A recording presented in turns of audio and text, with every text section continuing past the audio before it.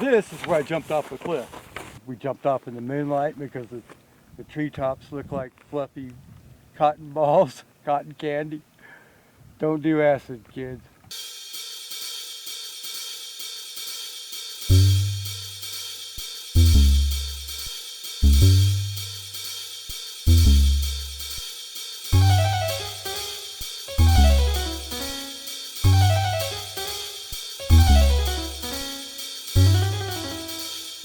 I'd already started helping Mom drag stuff in that's old.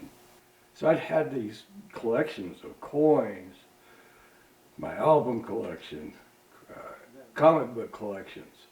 Even as I was doing engineering work and wearing a tie, I would have this comic book collection database at home on a computer I built out of scrap parts or whatever we were doing at the time. You know, I don't know if it's something to do with the depression mentality where everybody saves everything.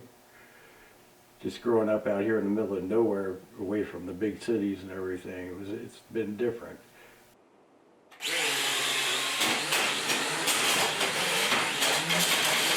This is by Casey Poo in 1970. I suspect he's an important artist.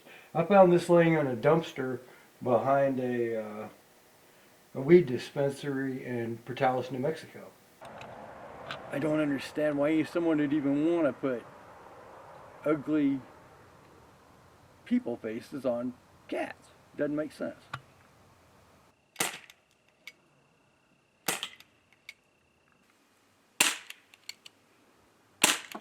Now this is the one that's got a voodoo doll in it, so I had to get the white sage out.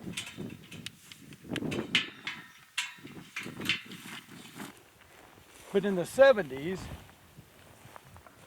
right here was the dump. We'd bring up a pickup, back up to the edge of it, dump it off, and once a year, set it on fire. But environmentally, that's probably not a real sharp thing to do, so in the 70s, they quit. Prior to that, though, we'd been throwing signs off of the thing to see if they'd fly like frisbees. So all them old signs and old cars are down there.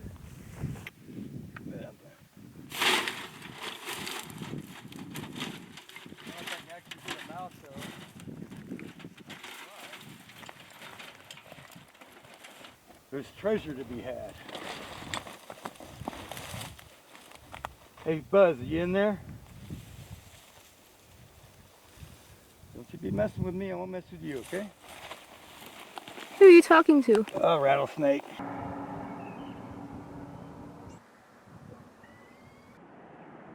She gave it that name. I'm not sure exactly how she came up with it, but Dad had died already. So I can see mentally how she would come up with the Lone Dove gallery, you know. She was there by herself, sort of. She set it up as basically a studio to teach other people to paint, was her idea, since she was already teaching.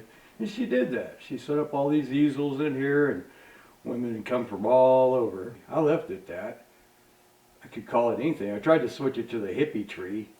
I found out there's a lot of hippie trees already. They all need water. Okay, so let's just set them here on the floor for a minute. Okay. That's an excellent place for them. This album right here, it really is worth its weight in gold. It's amazing. It's so good. And that one's in excellent condition.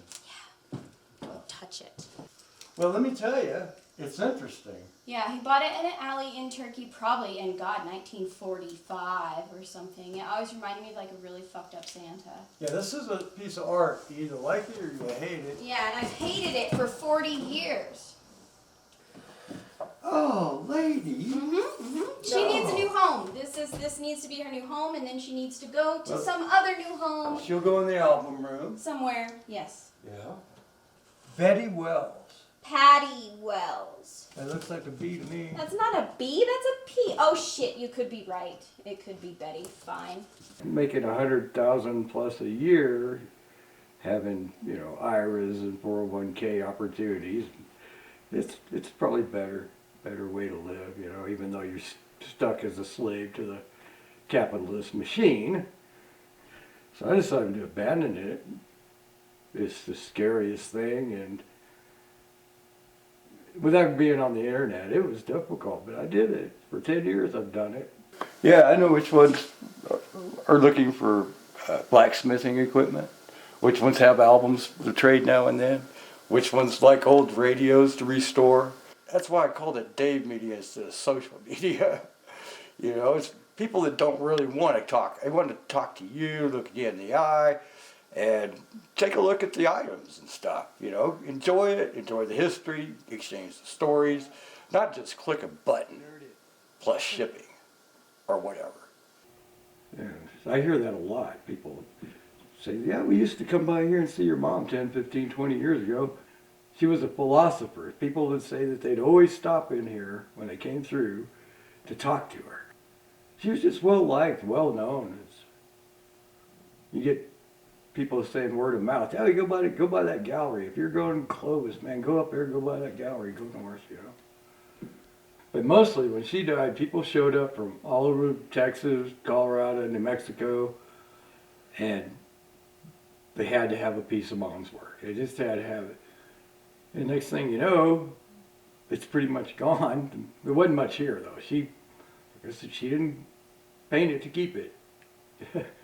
So I wish I'd had a lot more time to talk to her, ask her the questions, but everybody does that, I think. I don't know what to do with it. I don't know what it's worth, but what's its history? You know, I hate to sell something and not know what its history is. Lived with it all my life and never once asked her, where did that come from? You know, that kind of stuff. And just other things. You think of things in life after they're gone. You think, I wish I'd have talked to her about that. But, yeah, well, it's bred into me. I grew up on these Cap Rocks, hunting and just being out there where the Indians were and seeing all their campfires and their tools and the animals, and you can't help but be part of that. The land of enchantment, I guess, you know. It's hard not to. You gotta be able to feel it out there in the open skies, you know. It's gotta drive some people crazy coming from places where there's trees. And you come out here to this flat land, it looks like the moon. But there's a lot here. Yeah, it's really beautiful if you look at it right. Depends on how you look at it.